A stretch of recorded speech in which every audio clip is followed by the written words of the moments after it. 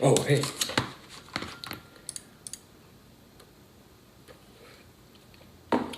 Let me give him a call. Like, we're here. Let me double check everything. System check, 1, 2, check, 1, 2.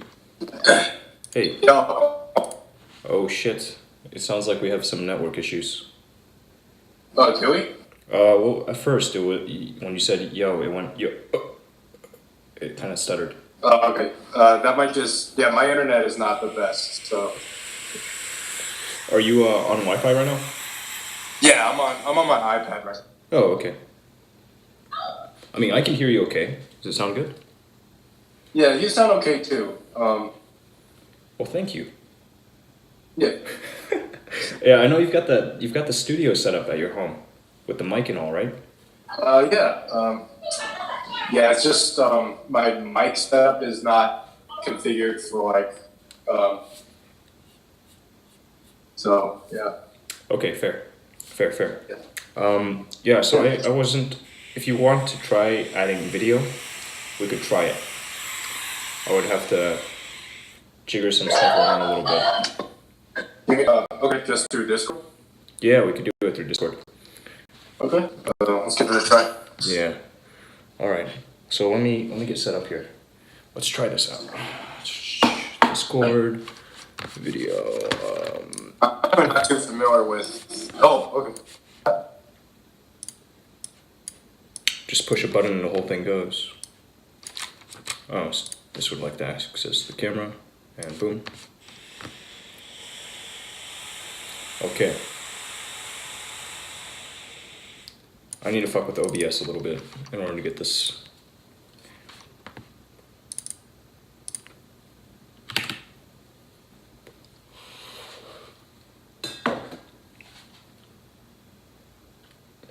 Hello. Oh, can you see me? Or I can see you, but I can't. I'm not sure if you can see me. I don't think I can see you yet. Let me push this. That's not how it works. Yeah. Okay, now I can see you. Now I can see both of us. Yep. How do I... okay, this is the first time I've actually tried... Maybe the first time I've tried using Discord for a video call. So...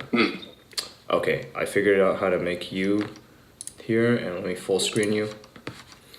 And... that's not... Okay, that works. This was working. Everything's coming together.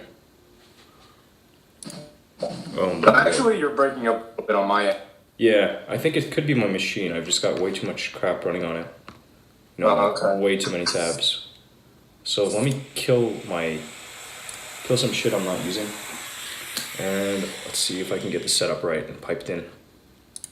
Loud. How was your day? That's alright. Just had a full day at work. Yeah, went to work, came home, now I'm here. That's good. What type of work are you doing these days? Right now I just work at a luxury shoe store in the neighborhood.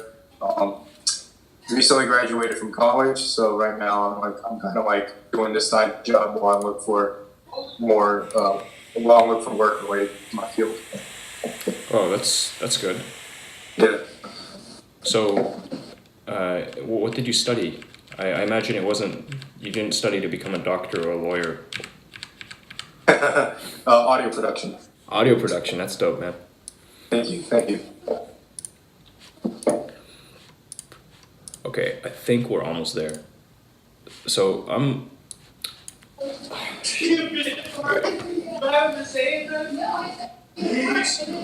sounds like you got a pretty busy house. Mike. Sorry? Yeah. Mike, do you just wondering? Okay, the mic that I have is a Audio-Technica AT2020 USB. Okay, cool. Yeah, The one I have was a AT35. Oh, nice. Yeah. Mine is like just slightly level up. Damn, that's good. I do like Audio-Technica. They make some solid stuff. It's like good value. Yeah. All right. Yeah, it's really good value for its quality. Yeah, absolutely. Okay, so I think I can get this working. Wait, do I have NDI on this? If I don't, I'm kind of... Okay, I have it. Fuck yes! Fuck yes, everything's working. Okay. And there's one more thing. I know there's one more thing. Okay. But I've got a lot of computers over here. Sometime I'll show you. Okay, for sure. For sure. Well, you just have to set this up, and then we should be good to rock and roll. Okay. Oh yeah. So while I'm trying to sort out this whole thing. Yeah. What's up? I noticed you have some writing on yourself, like small introductions, little blurbs. What's your favorite one that you've got written up? I actually have not had that many like introductions for myself. Whenever I would have like a blurb, it would just be like, you know, Jason Wu, Freeloader MC, Asian American rapper, that kind of thing. Yeah. Yeah. But you've also like taken this identity of being nerdy Asian kid and run with it too. That's, I mean, that is, at the end of the day, that is like clickbait. That's just the kind of clickbait thing that I've experimented around with it. Right. But then it turns to, I don't know, it just kind of like became its own like identity for me as well. Gotcha. Jesus, dude, my computer is fucking choking so hard right now. Okay, minimize this. So what I did is I took some notes while listening through your debut album, Dragon of the West. Yeah. Just on a track by track basis, and jotted down stuff that you talked about. And there's quite a bit. It's packed. Right. Well, thank you for listening to the whole album. I think what's my like 4th or 5th playthrough it today. Oh wow. Yeah, I mean, that's awesome. If you know, I think it deserves a proper listen. So I sat down today and actually took notes. Fuck, dude. Jesus Christ. Technology is... Okay, let's try this. Yeah, I like every time I try to set up for Twitch, it's always just a giant mess. Once you get it rolling, it's okay. It's just right. You know, I should have done this earlier. Right. But I just, I sometimes I don't use my time to the fullest, you know? Mm-hmm.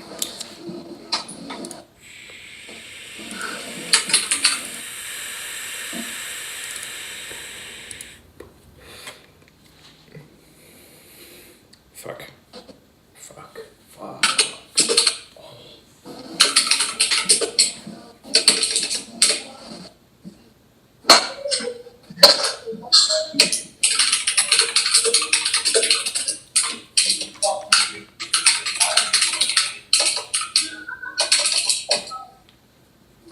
Can you still hear me? Yeah, I can hear you. Okay, because the video on my side is like kind of. Is it dying? Yeah. Okay, so Alright. I'm using this 2017 MacBook base model. Oh, okay.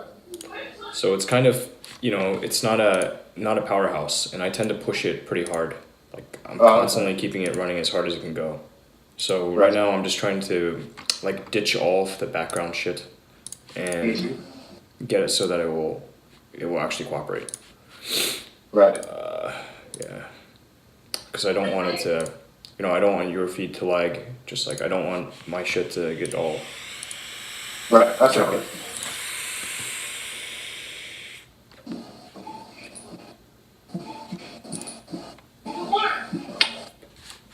Okay, let me minimize this real quick and see what happens.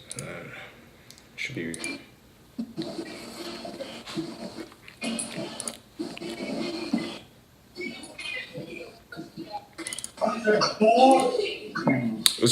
Is the machine that you're at right now hardwired to your network? You mean my computer? Yeah. Well, right now I'm using my iPad to. Yeah, I know, for Discord, yeah. But the other machine. Oh, it's wired to my network. So if I were to use it, it would definitely be a much more stable connection. It's just that I don't have my mic or webcam set up. Gotcha. Yeah. Fair. Okay, so I think I can do this. MacBook. All right. Hello, hello. Okay. Last one, OBS on this end. Hey, while you were broadcasting on Twitch, what all were you streaming? Sorry? While you were broadcasting on Twitch, what all were you streaming? I tried to do I tried to do some beat making, just like live beat making, and I also dabbled with like Hearthstone streaming as well. But yeah, I just really have time for that, as much time for that anymore. So Right. kind of stuff. Yeah. And a lot of the time, my internet is just not stable to stream high quality. I see. Yeah. Beat making makes a lot of sense. Yeah.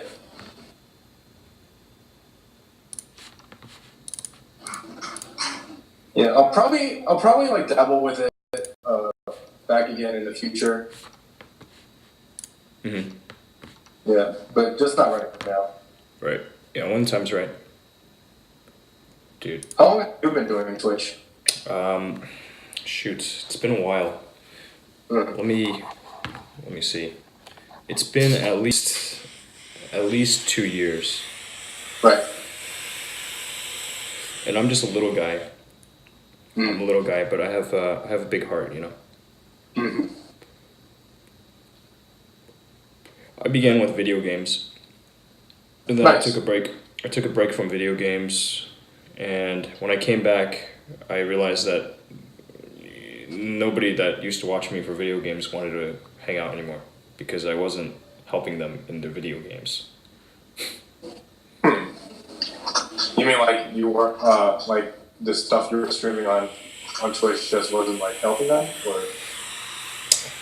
Well, I took a entirely, like I used to just play Destiny, and there was this PvP event in Destiny that people would want help with. They'd want me to try to help run them through it. And when I came back to broadcasting, I picked it up again with just lifting at my home gym. Just workout streams. And a couple of people came by and were like, whoa, this is new. I did not expect this. But the vast majority of them never showed up again. So it was as if I never started the thing at all. Just because I'm personally quite curious. I haven't really gotten the story straight. You know, February 2015 is when I first started streaming video games. Oh, nice. So that was like 3 years ago. Yeah, almost 4 years at this point. Right. Yeah. So I've got some hours in it, but it's whatever. What made you want to, or like when did you switch to the more like talk show, like live chat type of streaming? That was okay. I went like pretty much showing nothing but live stream, just myself at home. About this time last year, or maybe a month before. So November. Yeah, November 2017 or so. Okay. And it's been fun.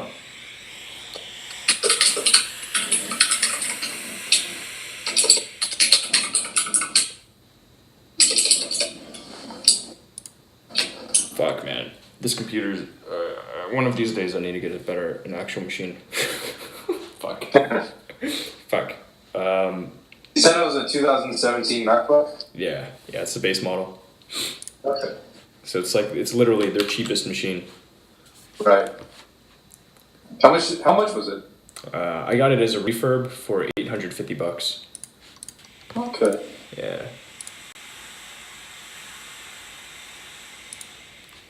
Fuck. Okay. I'm gonna go out of everything and then keep my fingers crossed because this is madness.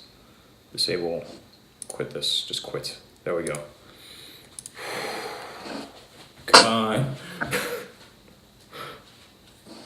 You're trying to put my video feed on your stream right now, right? Yeah. So what I'm trying to do is get the computer to cooperate enough to the point where OBS will pop open and it can smoothly render back video from the webcam from Discord Right.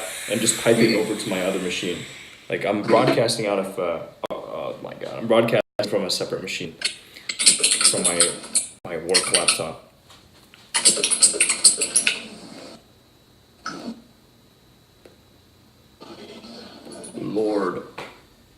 Lord God Almighty. Okay, it's time to get smart.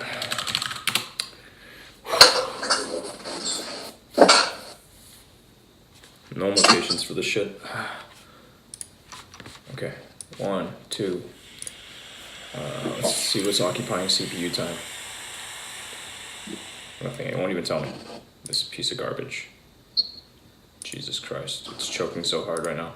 Dude, okay, if it can't handle this, then I'm just gonna give up. And and save video for one day when I have an actual machine. This is kind of pathetic. Yeah. Fuck, man. We can do a video stream another day. Yeah. Yeah, I'll have to use a different machine to host the call. This is bad. Oh my god. Okay. I tried. Sorry.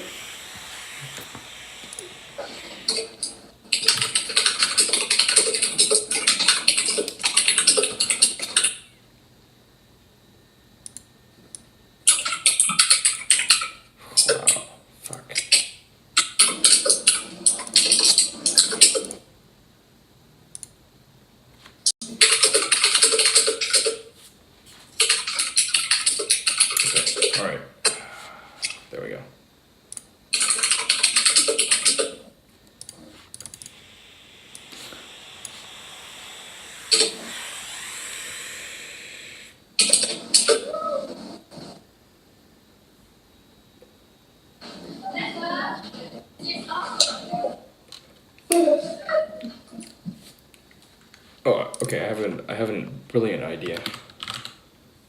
What's up? I have a brilliant idea. I'm gonna get smart about this shit. I'm going to record the video, and then I'll get trick with it later. I'll try to edit it together into like a 2-up. Like on the stream or? No, not live. Not at lifetime. This machine simply doesn't. Okay. It doesn't have enough power to handle that shit. Oh, okay. I see. But I might be able to just record it separately and like hold on to that for posterity. Right. Okay. So I think this will fly. TS, indistinguishable large fuck. Recording with this will require extra stop. Just stop. Okay, never mind. Fuck it. Okay, let's go.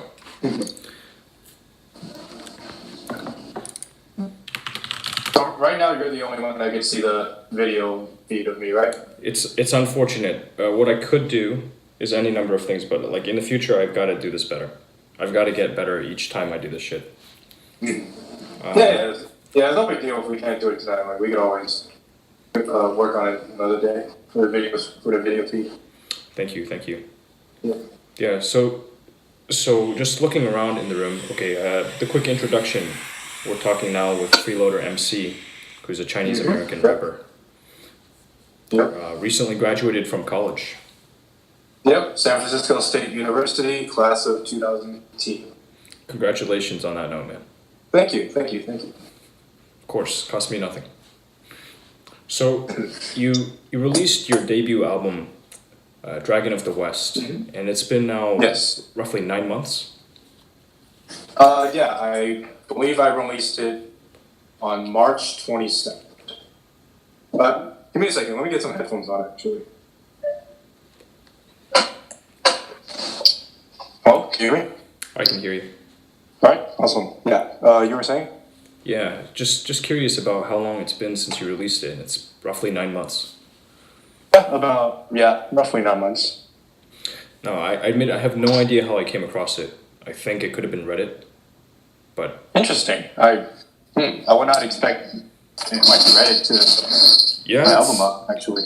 And there's certain circles, I suppose, where somebody somewhere somehow shared your name, and I just had it like on a note somewhere.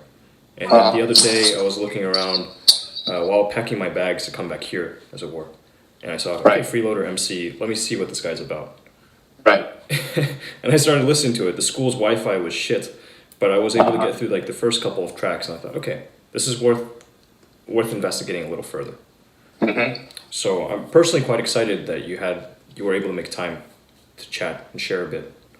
Yeah, of course, of course. Anyone who like takes the time to like listen to like what I have to say and like on my music, I would gladly take time out to like speak with them. I genuinely appreciate it, man. Yeah, of course, of course. So, as I told you earlier, I took notes as I was listening through the album this time, and we'll go track by track by track. Yes. Starts with the introduction where you talked about being a little foreign boy in America and asking what you were after: money, power, happiness. Right. Hmm.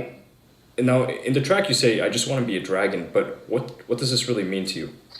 Um, to me, when I wrote that line, specifically that line, I want to be a dragon. Um, I was looking back to like when I was like 6 years old, and that was exactly what I wanted to do. I saw a bunch of cartoons about dragons and stuff, and I was like, oh, it would be sick if I was a dragon. So that line in particular doesn't really have a super significant meaning other than when I was 6 years old, I wanted to be a dragon. They're pretty badass. Thank you. Yeah. but yeah, but as I thought of that lyric and how it blends together with the rest of the album, it is kind of like a fire-breathing monster, and that is exactly what I want to be whenever I'm spitting lyrics. Yeah. Yeah. Yeah, and in fact, Dragonfire was. I'm skipping ahead here, quite deep, but Dragonfire I really enjoyed. Like it's Oh, got thank you, good energy to it, thank you. and in fact, it's a perfect segue off this intro because again in this one you talk about how your parents brought you to America and you came from Yeah, China when to I the was- States. Oh, sorry. China to the States. Yeah, I came to the United States when I was 3. 3 years old. For Yeah. for people who know China, what province did you come from? I came from Canton. It's a small city, 2 hours away from Hong Kong to the south. Gotcha. Guangdong. Yeah. Yeah. All right. Now, further in Dragonfire, you talked about this guy of you Asian persuasion pissing off the clan of Aryans. Yeah. Pissing off the Clanarians. Yeah. I guess we can keep going on. We'll just jump around. Fuck it. Instead of going track by Yeah. track. Okay, pissing off the clan of Aryans. Now, in the 29 Sunset, you also talked about this one white kid. Yeah. One that used to call you a faggot. Oh yeah.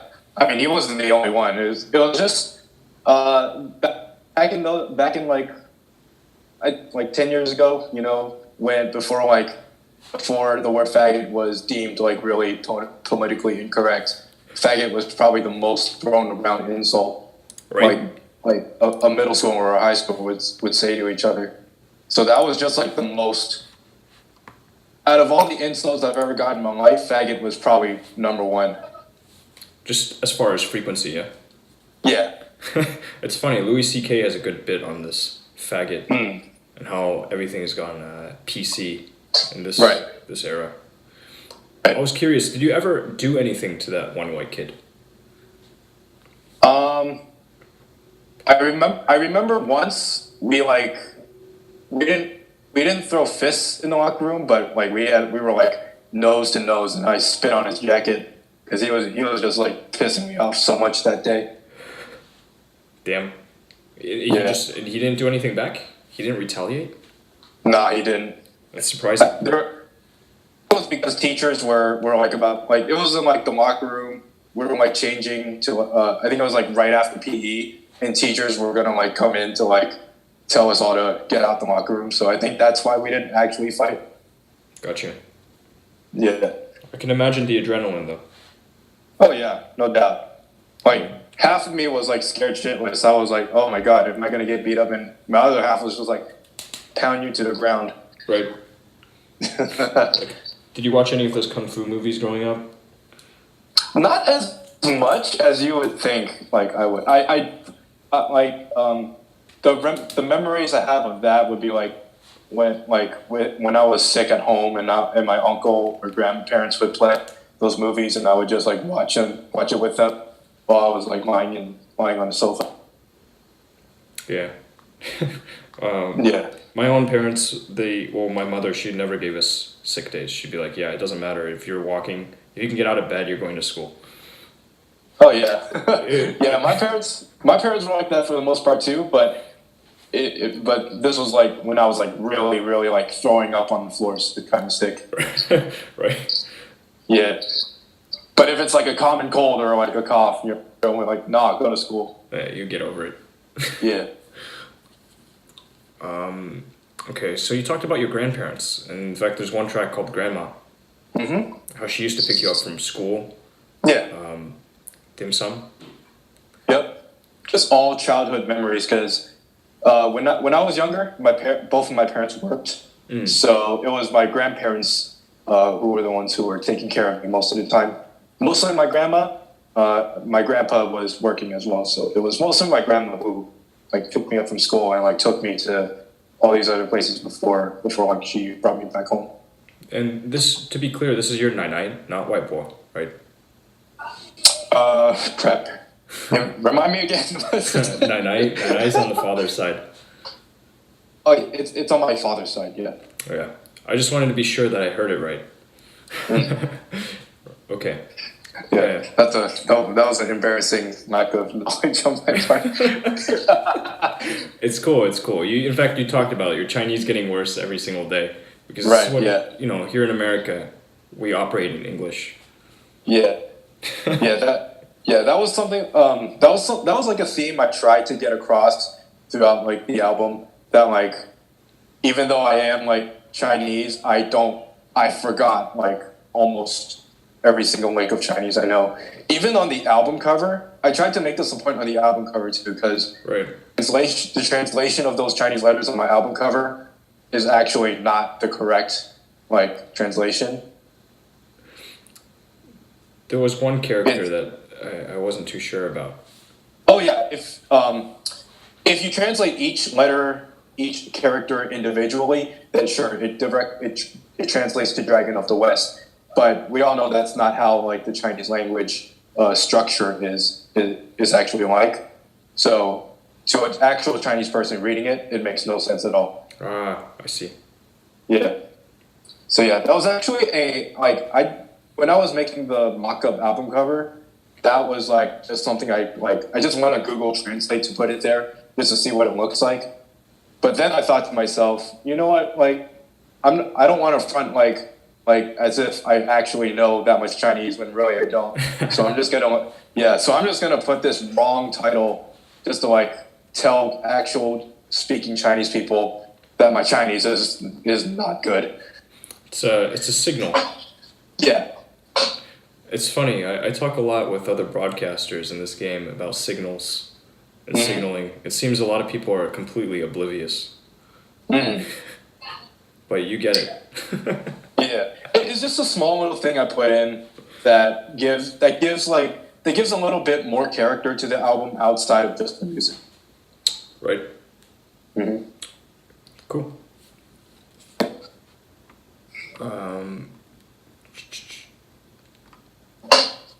Chinese dragons.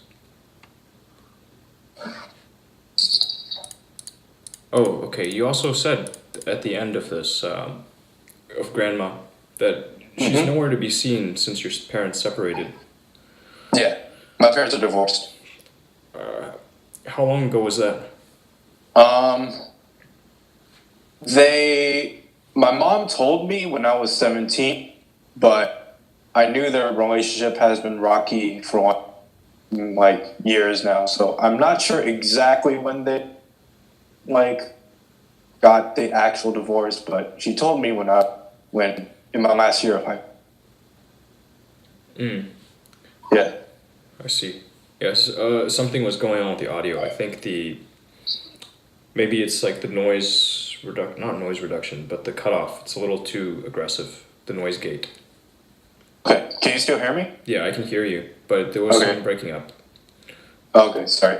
But No, it it's might all just good. be like, yeah, it just might be my internet like cutting out here and there.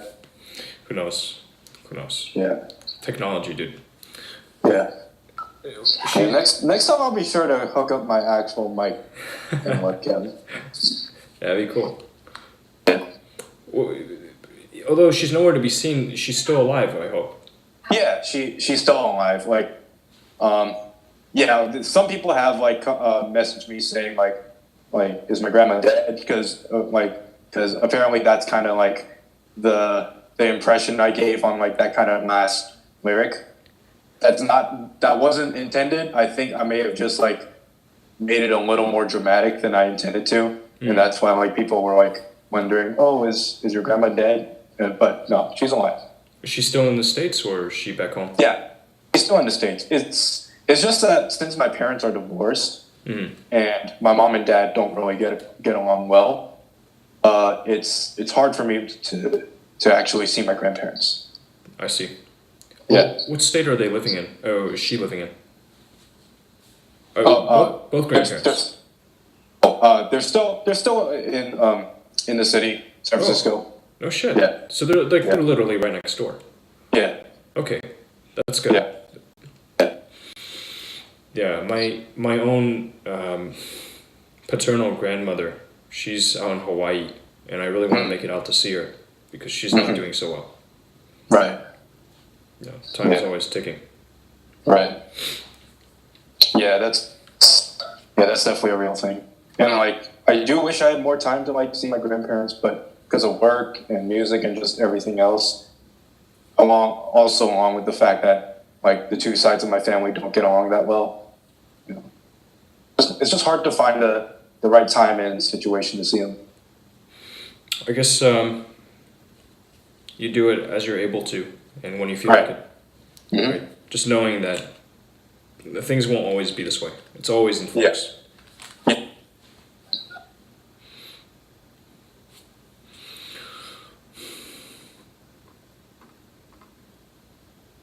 I wonder if people might have gotten confused because of the track "Fatal Error."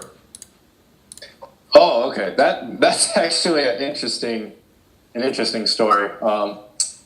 That track is based off a video game called Doki Doki Literature Club. Oh, that's really funny. I know of this game, but I've never played it. Okay, it's a horror visual novel, and I mean I hope this isn't major spoiler, but basically, this girl falls in love with her childhood best friend and gets extremely depressive because of it. Gotcha. So this was not actually a thing that happened to you. No. Okay. Phew. I mean, I wrote it in such a way that would I wrote it in the first person perspective of the character of the girl falling in love, and I definitely tried to write it in a way to where I could incorporate like to where I myself could relate to some of these lines, but no, none of that has ever actually happened to me. Gotcha. That's thankful because I thought that I had this like really sensitive thing to plot around, and now that you tell me it's from it's the Doki Doki Literature Club. Right. It's like oh phew. That track I think that track itself is the most. It has nothing to do with the rest of the album. Okay. Yeah. All right. It's it was, I don't know, but I wrote the song. I thought it sounded good, and it also added an extra layer of. It's because it sounded so different. I wanted to kind of show on my debut album that I am able to write a more slower, more mellow love song type thing. Right. So at the end of the decision, I just decided to keep it in. Gotcha. Yeah, because So I introduced my sister to it as well. We were driving down to New Orleans, and I played back your album, and she heard the closing bit on the Fatal Error, and was like, "Oh shit!" You know? And like it got me today too. I was just like, "Fuck, that's gotta suck." Yeah, I won't spoil the game because it is actually a pretty good playthrough. It is one of the most unique video game experiences I've ever had, I must say. So I would definitely recommend giving it a go. So I won't spoil it for you right now. Okay, thank you. Yeah. Yeah. All right. The next track after Fatal Error was Session of the Mind, and that was it's I don't even know what you call this. It's kind of like an interlude.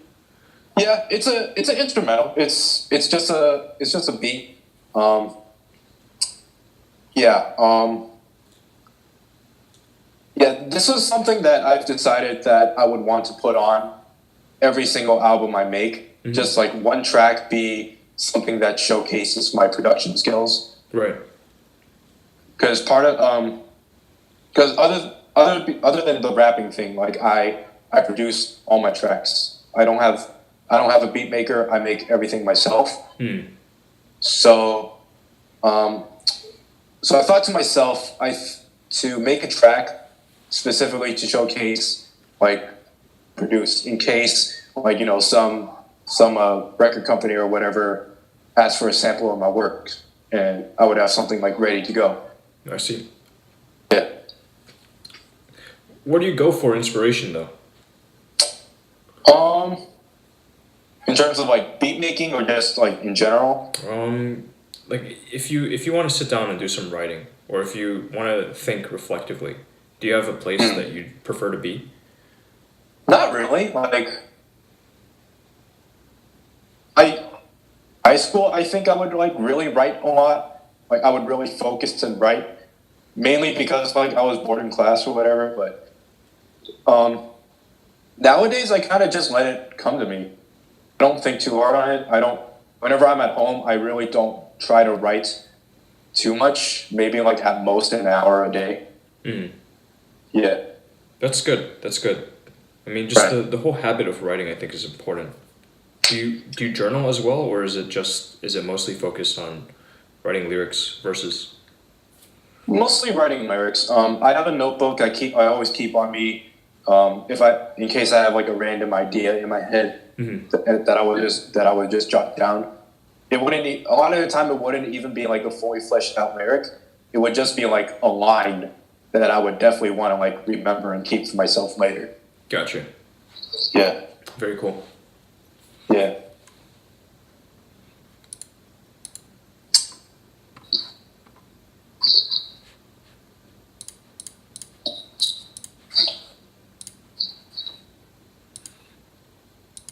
So one of the things that drew me to this, I think that on the first night I listened to your album, I got as far as like halfway through 29 Sunset.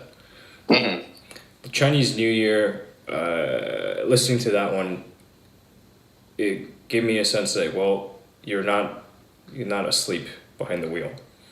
Like, just because I feel like there are a lot of guys out there that are. That don't seem to, either are not willing to or are just oblivious to racial realities here in the States. Right. You're close to San Jose, right? Yeah. San Francisco. I'm from San Francisco, which is about an hour out from San Jose. Okay. So I have a friend who moved out here and his family had been living there for some time. And he, I don't know. You say you're from Texas, right? I am. I'm coming to you here from Houston, but I was born actually in Oklahoma. Oh, okay. Yeah. However, I'll call Houston my American hometown. Ooh, shit. How did all of this? How did you grow? I guess get woken up.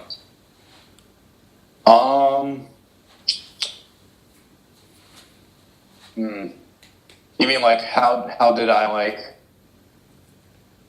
Well, what do you mean by that? It's a weird thing. Like I know this. The idea of this word, the woke to reality. Red pill, blue pill type shit. So like, how did I become like, or At what time did you What? open your eyes to it? I wouldn't really say. I don't think there was a specific like moment in time. I'd say that like where like I was aware that like of my like Asian American status and how that affects me. Mm-hmm. I think it was just like just growing up and like just noticing that people treated me a little bit differently from how other people are treated. Sure. Yeah. I think the area Yeah. that you were in was one of the first where the whites became the minority. San Francisco is definitely very diverse. Like it's very diverse in terms of race. Right. Yeah, our city, the districts are very what's the word I'm looking for? Shit. There's a good healthy mix of people within San Francisco. Oh yeah. Yes. Yeah. There's. I'd like to head out there sometime, take a look, but I know it's quite expensive to live there too. Oh yeah, I think behind New York, we're the second most expensive city in the country right now. Yeah, it's one of those places Yeah. where 20 years ago, if you bought a house, now you're a millionaire. Oh yeah, no doubt. Yeah, it's crazy. Oh crap. Okay, so I'm going through this again. Smoke from the. Oh, there was a line in Chinese New Year. It was smoke from the, and then I couldn't catch the word. Cigarette. Yeah, smoke from the gun or a cigarette. Gun or a cigarette. Yeah, the first one youngins get lost in. The second one happens from habits my parents inherit, resulting in coffins. Do you personally smoke? No, that was actually a reference to, smoke from the gun or a cigarette. The first one youngins get lost in. So in the first one, I was talking about like the guns. I was talking about how like younger people get involved with guns. Gotcha. Yeah, and the second one happens from habits our parents inherit. I was referring to my dad because he got his smoking habits from his dad. Gotcha. Yeah. Did he? Resulting in coffins. I'm like, as you like can guess, smoking is a killer. So Yeah, and you also cough. Oh yeah. Did he dissuade you from smoking? Or I think it was mostly my mom who like just scared the crap out of me to never smoke. Gotcha. Yeah, my dad and grandpa. I mean, obviously they wouldn't like encourage smoking, but they never really like flat out like stopped or like gave me an indication to like really stop me. I see. Yeah. 420? Nah. No. I'm completely. I don't do anything like. That's good. Thank you. Yeah, I mean, keeps your mind sharp. Yeah. Yeah. My brother's the same way. Like he doesn't drink, doesn't smoke, nothing. Mm-hmm. Yeah, I don't drink, I don't smoke, I don't do anything. Okay, that's good, man. Hopefully you live a long, healthy life because of it. Thank you. So don't just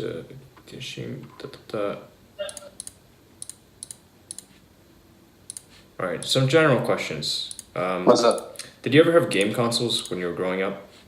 Oh yeah. I had. It was always PlayStation. Oh. My uncle was the one who actually bought me my game consoles. It wasn't my actual parents who. Yeah. My uncle bought me my PS2 and PS3. Nice, lucky you. Thank you. Yeah, that's cool. It's always nice to have that one uncle. Oh yeah. Did My you? mom was super against it though, because she was like, she didn't even want me to like play video games, like not at all. Right. So like, yeah. I was gonna ask, did she ever put them up during the school year? I wasn't allowed to play on the weekdays. Right, but she wouldn't like hide your game consoles or be like, no, you're absolutely. Oh, she would. She would like every Sunday, every like Sunday night. This was like the saddest moment of my childhood. But she would like unplug all the cables, put it back in the box, and like put it in her closet. And, yeah, yeah, it was depressing. It's funny. It's funny because I can identify with this too. You know, like, Yeah. just like no, you can't play games. You gotta Yeah. gotta keep your nose to the grindstone. Right. Yeah, I think a lot of like Asian parents. Well, it depends because I know I have some Asian friends who are parents just let them play video games all they want, and they still manage to get like straight A's. Right. So, yeah. It's just I would say it's different paradigms. Right. Yeah. Some people feel that okay, you have to control. Like young people aren't capable of self-discipline, and Right. or in order to set it up easier for them, just eliminate all the things that could possibly cause them harm. Right. Yeah. Yeah. My parents, or rather, my mom was. Yeah, but I think because of that, because she was like trying to shelter me more, I developed a more like rebellious attitude. Mm. So that actually like pushed me away from like the whole get straight A's, doctor, lawyer, engineer, Harvard, Stanford route. Right. Yeah. But you have a younger sister too, right? Yes, I have a younger sister. And no other siblings. No, there's siblings. Okay. So I mean, you're the eldest. They probably put some pressure on you because of that as well. Or your mom and dad. Yeah, definitely. Like the first son, Yeah. every Asian family like is always like put on a pedestal. Pretty much. You've got to be the one to lead the way. Right. Take the blows when they come in. Yeah. Did you ever have to stand up for your little sister? Like, did she get bullied at school as well, or did she have it easy? Well, we're actually not that close. Oh, Yeah, I'm actually. Yeah. I remember like we fought a lot. Like we fought a lot when we were younger. Like, and I don't know. Once she like started like getting into her teens and whatnot, she just started like going out with friends more. Mhm. And yeah, I just wasn't ever. I never got the chance to really be like close with her. gotcha. Yeah. What about now? A little bit closer now, but not. Yeah, a little closer now, but still not quite there. Okay. Yeah. Well, hopefully things get better in the new year. Yeah. Yeah. Thank you. Of course.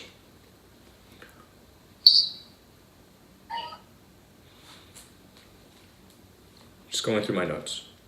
Okay. Yeah, sounds good. Oh, okay. The track "Fire in the Hole." A little Yeah. deeper. What inspired you to pick up the mic? Can you repeat that? What inspired you to pick up the mic?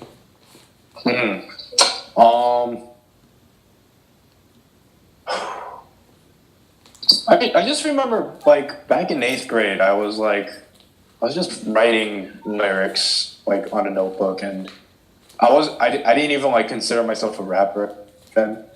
I think I was just writing about like some crush I had or something, Right. and then like I don't know, just somewhere along the line, like within a year or so, I was like I decided, I want to be a rapper. I want to be an MC. Okay.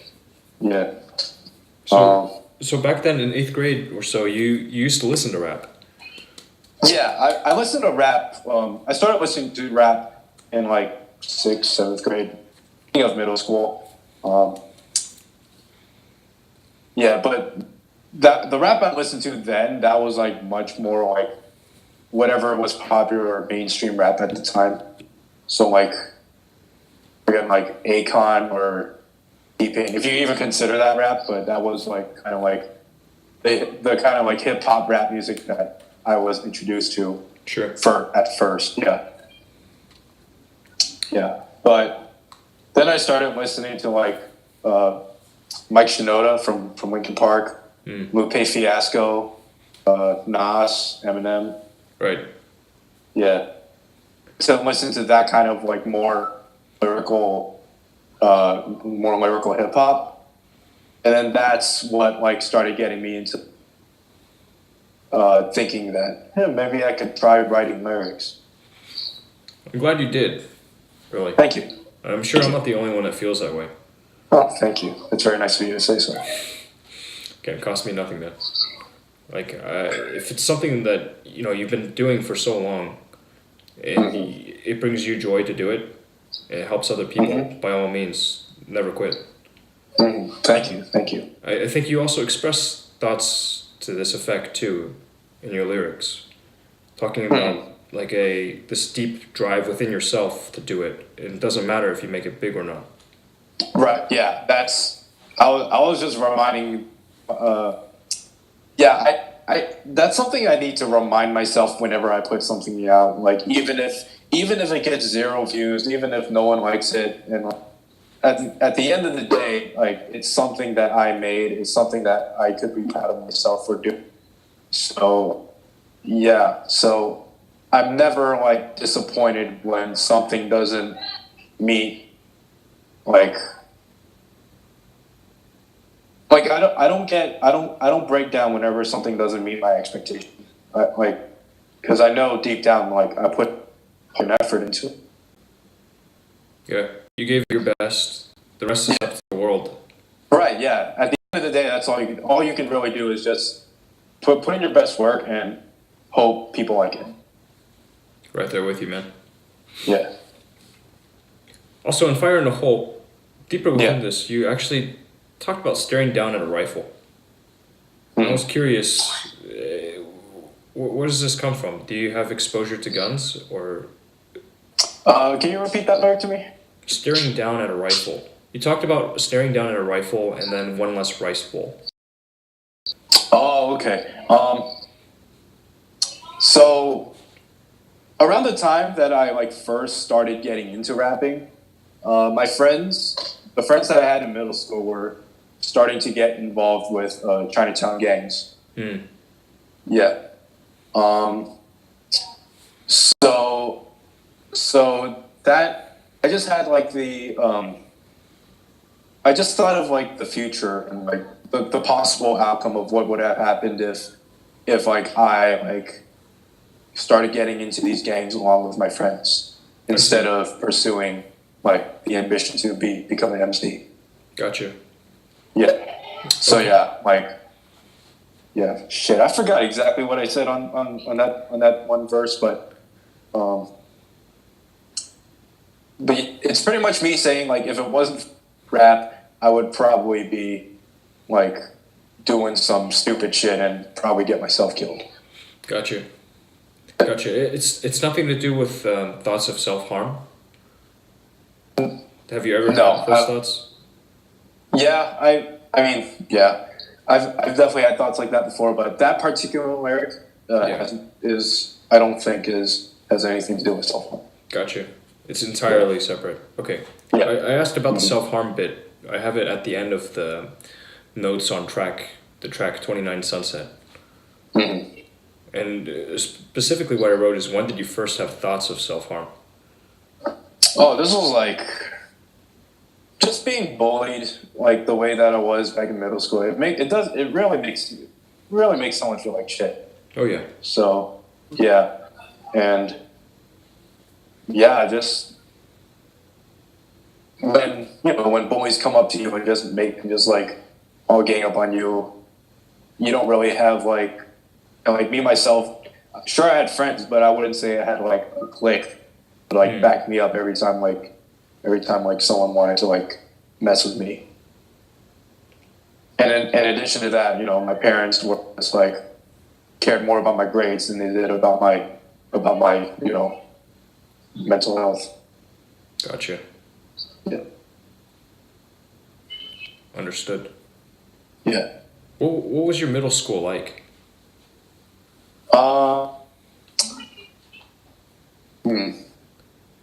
That's a pretty general question. Do you think you can like know? Well, going back to 29 Sunset, you talked about being in the 6th grade and then carrying a switchblade or having exposure to that. That was actually my friend. My friend was the one who getting into knives around.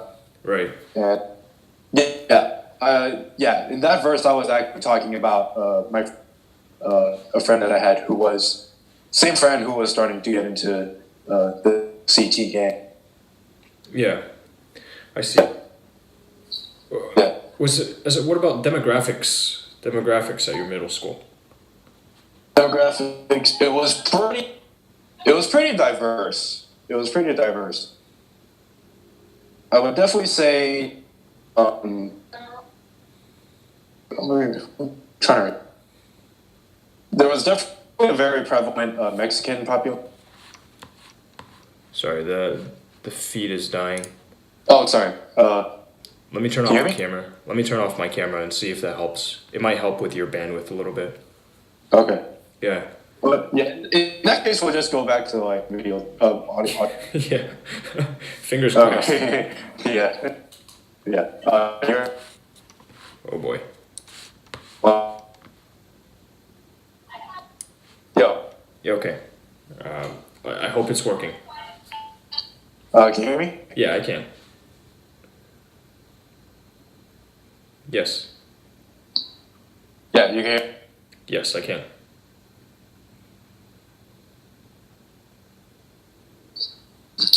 Hey, yo. Yes. Can you hear me? Yeah, I can hear you. Okay, good. Okay. All right. So it was pretty diverse, you said. Quite a lot of Latinos Yeah. or Hispanics. Yeah, but yeah. Other than that, I wouldn't dominating race. Gotcha. Just a tossed salad, if you will. Yeah. All right. Pretty much. Okay. Interesting.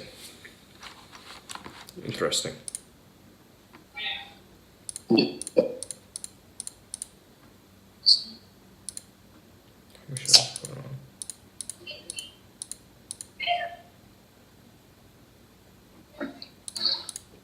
All right, just gonna pick some other stuff. Okay. Some notes. Again, you talked about bubble wrap, and hip hop would be nothing but drivel if. I think you were referring to. Actually, I forget. What were you referring to here? Hip hop would be nothing but drivel. This is Fire in the Hole. Shit, I forgot my own lyrics. Yeah, that's okay. Wait, let me re-listen to that part again. This is off Fire in the Hole, right? Yeah, Fire in the Hole. Okay.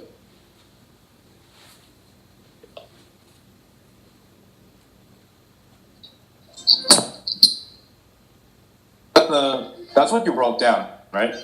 Hip hop would be nothing but drivel. Hmm.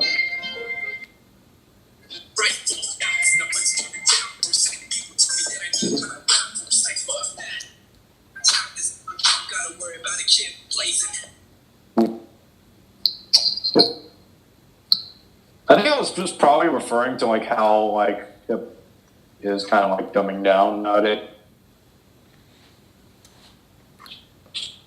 What do you see out there that's bad? Sorry? What do you see out there that's bad? The so-called bubble wrap. Oh yeah, that's Like who's in this group of bubble rappers? wait, bubble rap or mumble rappers? Bubble. You said bubble. I think it was bubble or mumble. I don't even know. It was from Dragonfire. I have written down here bubble, but I don't know that you published lyrics. It's It's like bubblegum. I most likely said mumble. I might have like said mumble too fast, and you might have like misheard it. Gotcha. But yeah, like with stuff like mumble rappers nowadays, like they're so like low, like anything lil. like yeah, anything Lil is most likely a mum. Who else? Kodak Black, freaking. Yeah, I don't know a lot of like. I just hear them. I just hear the music on like the radio, right? Right. And like, yeah, I just hear the music on the radio, and a lot of the time I can't really even like tell the difference between songs because like they sound so similar. Yeah, they kind of blend together. Yeah. But for you, there's this one. Son of a, there's that one guy who recently put out some video, or he did the slanty eyes thing. Okay, that was a track against Lil Pump. Oh, Lil Pump, that's him. Yeah, yeah, That guy. yeah. So Lil Pump recently released a song. He said something about the basketball player. Yeah. He said something about like eyes so faded, looking like Yao Ming or something like that. Oh. Right. Yeah, I know. and then he did the Jing ad lib and the slanted eyes and the pulling back the eyes thing during his video. Right. Yeah. Yeah, I know there were some people that fired back, and I saw that you wrote something too. Where? It's like a quick social media post. Yeah. On Facebook, right? Maybe it was the site I found it on was an aggregator. I only had so much time to look. Oh, okay. Yeah, I just posted yesterday. I released a video today, but yesterday I just announced that I'm gonna drop a diss track on this guy. Oh, so you did follow through with that. Yeah. Very cool. Do you have a link to that handy? To the video or the picture? The video or the track. Okay. 1 second. Yeah, I'd like to keep that around. Okay. Send it to you through Discord. Sure. That'd be perfect. Okay. Mm-hmm.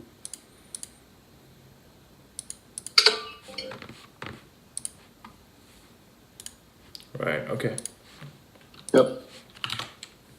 Thank you for that.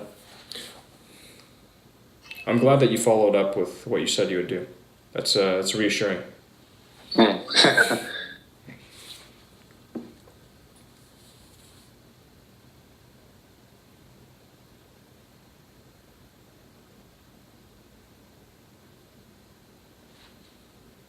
How many shows now have you put on?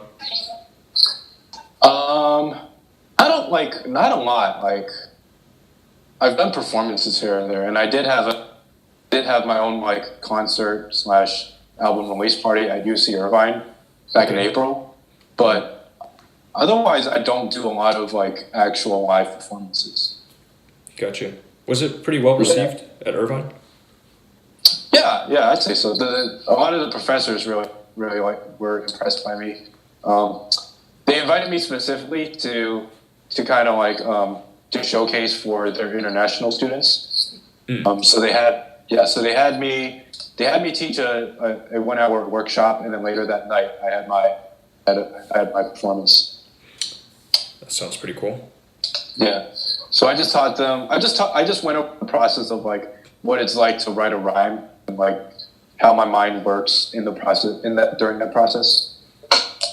Was that an enjoyable experience for you, the teaching? Oh yeah, definitely, because there's not a lot of people that I could really share my art with on in a personal, intimate level.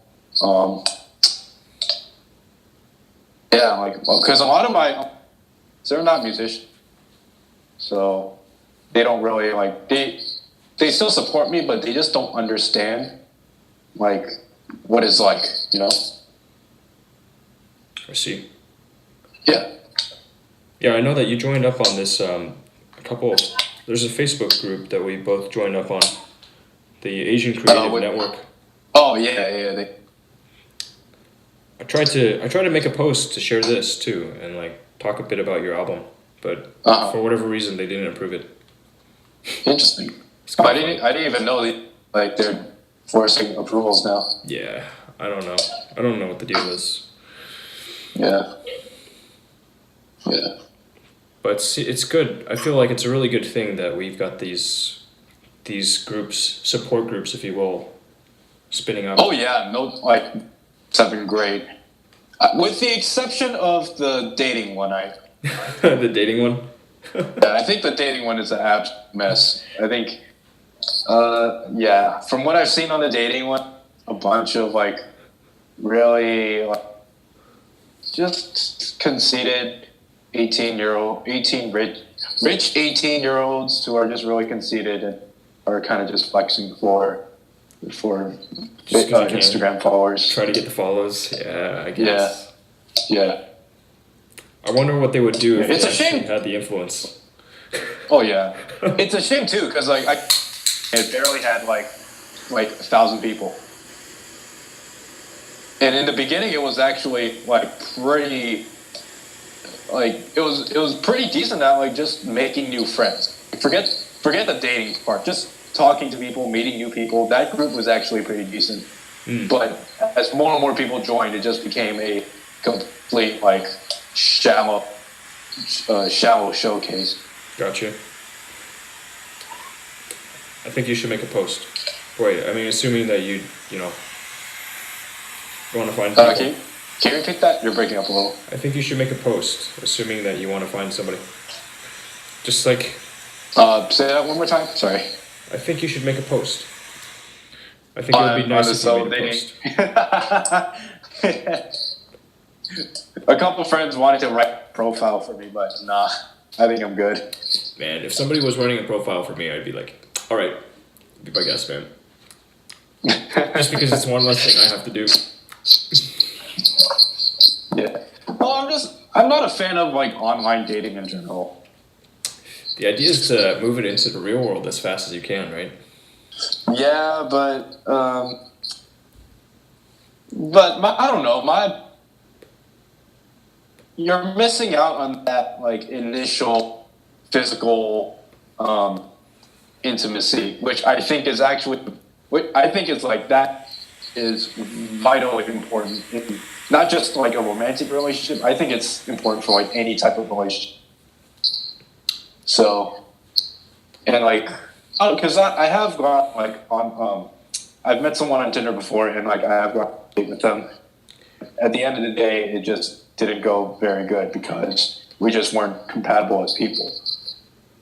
Got you. So Yeah. it sounds like screening or figuring out what the other person's values are ahead of a face-to-face meeting is kind of important. Yeah, like because I think people nowadays they don't see the importance of body language, just small little signals Sure. that your body gives off. That is a really important thing, like in any kind of relationship, I'd say. Yeah. It's strange. So I started going back to school, Yeah. complete my MBA just this semester. And it's very strange how things have changed. Like now I walk Oh, around yeah. and all these students have like AirPods or Beats, whatever. They're all wearing headphones or and earphones. Oh, yeah. It seems like people that aren't plugged in and tuned out are in the minority. Oh yeah. Yeah. Nowadays it's we're in an age where it's deemed inappropriate and it's deemed bad to just go up to someone and say hi, which I think is a total shame. Yeah. Be the change you want to see, yeah?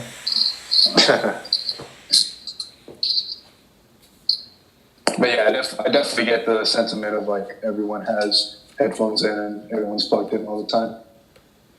It's unfortunate. It's unfortunate because at the end of the day, I hear this more and more. It's just like people saying, I'm lonely.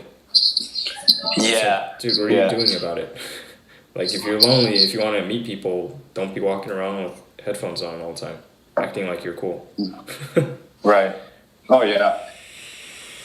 It's also like it's also ironic because these like same people would like they would like try to all their friends through online, but have like no inner world connectivity. I'm generalizing a bunch, but this is just like something I've noticed with like a couple people I've met throughout the years. Interesting. For you, you've probably got a decently strong local network because you've been in that area for so long, right? A decent. I have friends in both like the MC and the b-boy communities, so yeah, like yeah, I wouldn't. Yeah, I'm definitely not the type of person to like rely on my to have all my relationships. I see. Yeah, I mean, if you've got a scene that is strong locally, by all means.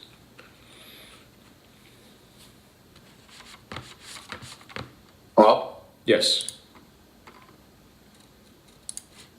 Can you hear me? Yeah, I can. Okay. Little glitch, I guess.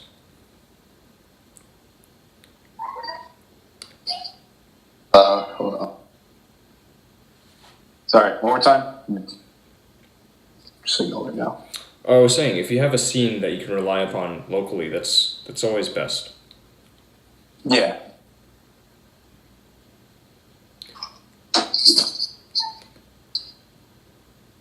Yeah, I'm pretty thankful for like for the fact that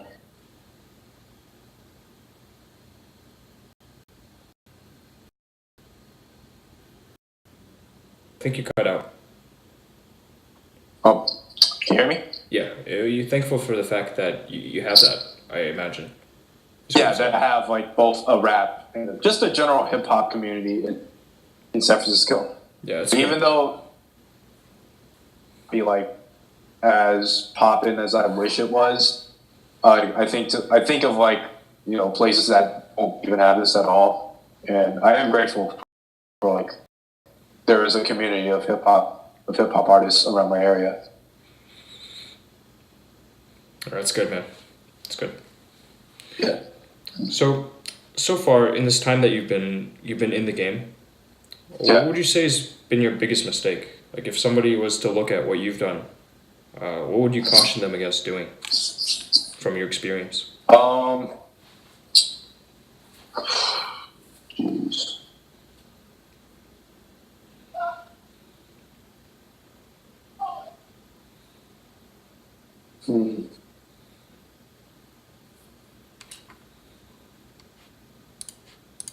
Probably there was a time back in when I was still pretty new to this, that I would tell myself I would be a rapper and nothing else.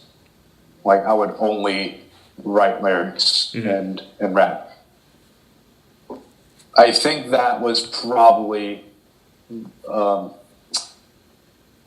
biggest downfall, or what could have been my biggest downfall if I stuck with that mindset.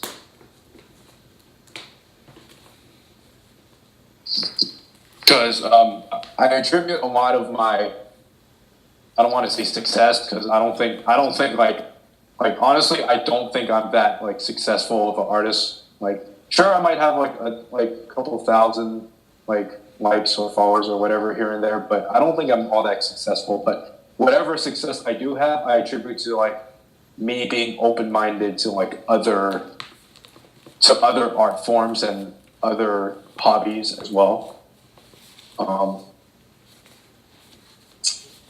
Yeah, to that end, Yeah, I mean, it looks like you're quite musical, just in general. You had the guitars hanging on the wall, and right. I taught myself. Yeah, oh, go on. Yeah, I was gonna say, I'm pretty sure I saw you sitting down at a piano or a keyboard as well. Right. Yeah, I taught myself piano after.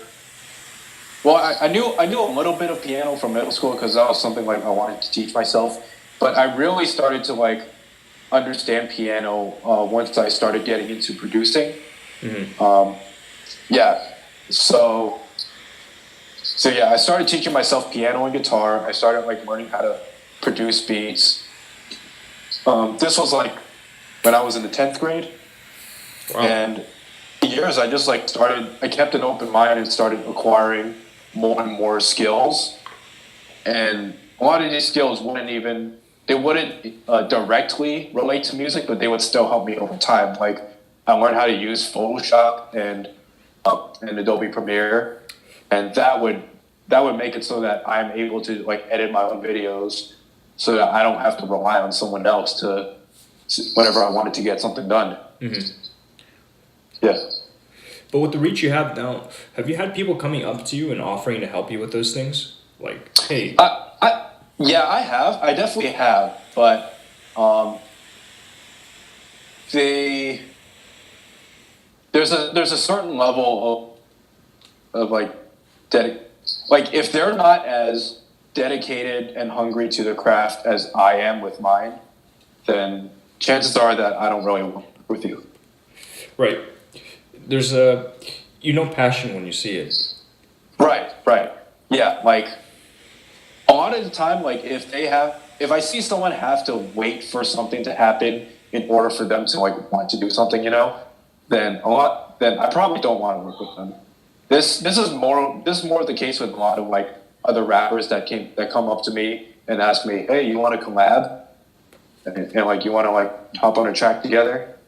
And a lot of the time I don't want to work with them because like I haven't heard a single song from you. I haven't ever seen you make a track or anything. Right. And now all of a sudden you want to make a song, like, Sounds like they almost want to just ride off of your coattails.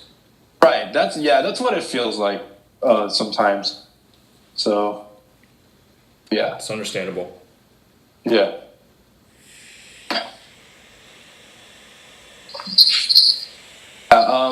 Nowadays, I have a friend. His name's Tony. He's my videographer. Whenever I do have like a bigger project and that requires like a more well thought out music video, he would be the ones that help me. Gotcha. Yeah. That's good. Video. He's been doing a b-boy. He's been doing like b-boy videos for like forever. So, and he believes in and I definitely believe in his work with the camera. So yeah, we have a pretty good dynamic going on. Right on. I'm glad that you have that relationship. It's an important one. Yeah. Right. Mm-hmm. Yeah, like creatives have to help each other out. Oh yeah, no doubt. Yeah.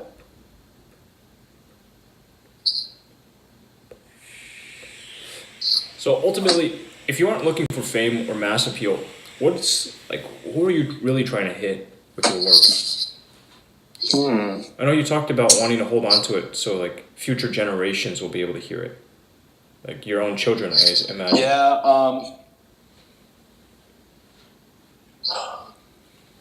I don't know. I think I just want to be remembered for doing something. Not to go out with a whimper. Sorry? Not to go out with a whimper. Yeah. And like, just like give my life some passion and fire. Because if it wasn't for this, I really don't know. I really can't imagine how my life would be in this particular moment if I did pursue music the way I did. That's good. Yeah. That's good, man. On the final track, As the Dragon Sleeps, talked a bit about isolation. And also that some people try to steer you away from rap. How do you feel now as far as isolation goes? You've talked about having the benefit of like a local hip hop community. Yeah. Are you isolated? Repeat that? Are you isolated or not at all these days? Repeat that again? You're breaking up. Are you isolated or not at all these days? Just from like people in general or like the hip hop community? I guess just like just people. I'd say for like the past 2 months, Yeah, the past 2 months I was kind of like living in my own like little sheltered box. Just didn't feel like going out too much. Uh, yeah, I was getting pretty distant with people in general. This month I've definitely been like more outgoing. That's good. But yeah. How many people tried to steer you away from rap, from pursuing this? Oh, I don't think I could give you an exact number, but definitely like a lot of people, of course, like, you know, the bullies in high school and whatnot would make fun of me for it, and obviously my parents don't support hip hop music at all. Like even right now with the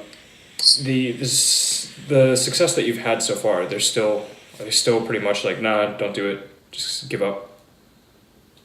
Not as much. Like now that I've like some friends from high school have like messaged me saying that like they're really proud of like what I'm doing and like how far I've gotten from how they've seen me when I was just starting, and like to see that I have hundreds and thousands of views on some of my videos, and like they tell me that they're proud of what I'm doing. So that stuff, the hatred and dissuasion has definitely died down. That's good, man. But with anyone doing anything like passionate, there will always be like some people out there that just don't want you to do it. I think that's just an inevitable thing. I don't think I'm special in that regard. I think that's just how it is. People wanting you to take the safe path as opposed to putting yourself out there too much. Right. Fair. So what's next for you? Right now I'm actually working on the second album. Oh shit. Yeah, I'm taking my time with one a little more.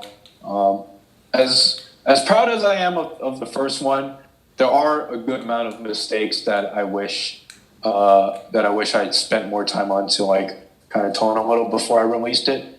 So with this one, I'm really like just taking my time with it. I'm planning to like still do like videos online to post on Facebook, YouTube, and Instagram and the likes, just to, you know, get my name out, and then yeah. Okay. Would you talk a little more about the mistakes that you felt you made with the first one? Okay. Let's see. So one mistake that I really caught myself for, and this is more on the technical side, but I wish I mixed the album a little better in terms of like bubbles and volumes and, you know, the science side of it. Okay. Yeah, some tracks I felt like were just too, like, because I listened to my album on multiple speakers, some on desktop speakers, on headphones, on some cars. Right. And the sign of a good mix is so that your mix sounds good, or at least sounds decent on most setups.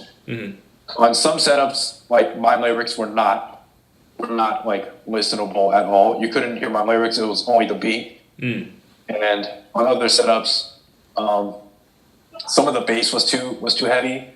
This on Fire in a Hole, definitely Fire in a Hole was probably the worst mixed track. But again, you did all of this by yourself, right? Yeah, I did all of this by myself. So yeah, like I am proud of myself for considering that I don't have a $200,000 studio, did all this at home. I am proud of myself for what I did, but at the same time, wish that like I just spent a tiny bit more time perfecting all the small little things. Yeah. It's you know how it goes though. It's like the perfectionism is the enemy of just getting shit done. Right. Sometimes you just gotta let this drop. Yeah, but there is a balance. So I'd say like you definitely don't want to waste all your time on a project, but at the same time you definitely want to put effort in it so that you'll look back on it and like be proud of it. Gotcha. So Yeah. I imagine this next one, your second album, you'll have all those things those kinks kind of sorted out. Yeah. Yeah, like I'm definitely right now. I'm mostly in the beat production process of making the album. I'm not writing so many lyrics yet. Mostly just making the beats. But yeah, I'm like paying attention to a bunch of to the levels and how each sound interacts with the next. Very cool. Yeah, thank you. Now the first one, if you had to give a rough estimate, like how long did it take in total? How long did it The number take? of man hours that you invested inside of your first album. I'd say it took me 8 months. Yeah, roughly 8 months. 8 months. During which time, I imagine quite a bit of your free time was going towards this. If not recording, then just playing with sound. Oh yeah, yeah. The thing with this album was that I had a pretty concrete idea on what I wanted it to be about. I wanted it to be about my experiences as an Asian American growing up in America. Mm-hmm. So because I had that idea ready, like really formulated in my mind, really planned out, there weren't that many tracks that I needed to cut out. Like I think for this album I made a total of like 16 to 18 songs, and the final cut was 12 songs. So I only had to cut out like 6 tracks. I see. I mean, on one hand, it's like only 6, but on the other hand, it's a whole third of the work that you put in. Nobody ends up listening to on the album or being able to hear on the album. Right. Well, yeah. But that is like kind of the science behind making a good album. You gotta like cut out what parts aren't needed. Yeah, And some parts, and some of the tracks just weren't as strong as others, or like one track and another track were pretty much talking about the exact same thing. Mm-hmm. Yeah. Makes sense. To me, it's fascinating. I really haven't been able to like sit down and look at the process. Like most consumers, what I get is whatever the radio plays, or if I really feel like it, the entire album that somebody releases. Oh yeah. I definitely feel you on that too. Because just as like a consumer myself, I do notice that like that people are generally when an album is released, people are gonna go towards 1 or 2 songs. If they're lucky, maybe 3 album, and the rest is kind of like filler. Yeah. But there are people out there who listen to whole albums through and through. So like I keep that in mind. So I definitely like put in the effort to make an album instead of just a compilation of songs. Mm-hmm. Yeah. I guess I'm one of those guys then. That's cool. Very cool. Thank you. If there's anything I could help you with, what do you think it would be? Say that again? If there's anything I could help you with. One more time, you're breaking up. If there's anything I could help you with, what would it be? You could help me with? Yeah. I want to make myself useful.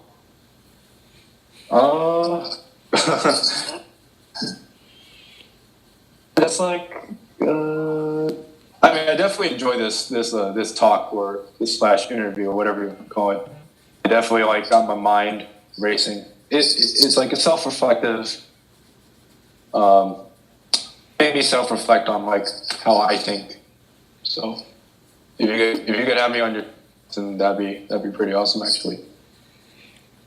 Okay. Yeah. Can do. I'll also send you along some other stuff. There's a little thing that I've been working on. Okay. It's a goal. I want to help some people with money. That's not to say I want to just donate a lot of money to people, because I'm not a rich man. Right.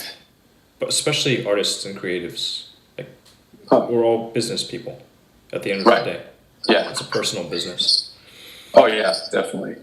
Not to because I'm still a relatively new artist. I try not to worry about the money too much right now. For sure. Yeah, I worry more about getting a stable fan base first, and then Absolutely. yeah, and then the money will naturally come from there. Indeed, and it's not talking about the income really. It's just what I would like to teach people is a combination of smart consumption Yeah, and just good habits around money in general, yeah, as right. well as some gamification of it. Right. I can send you along some of this stuff, just as like light pleasure reading, I suppose. Maybe you haven't seen it before, maybe you have. Mhm. Otherwise, it's been a lot of fun. I don't know if you have any questions or any last parting words.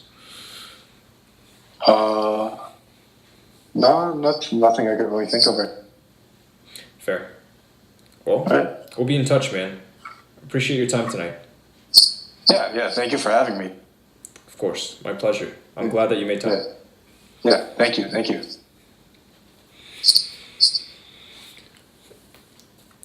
Okay, so until next time, I wish you all the best, man. Yep.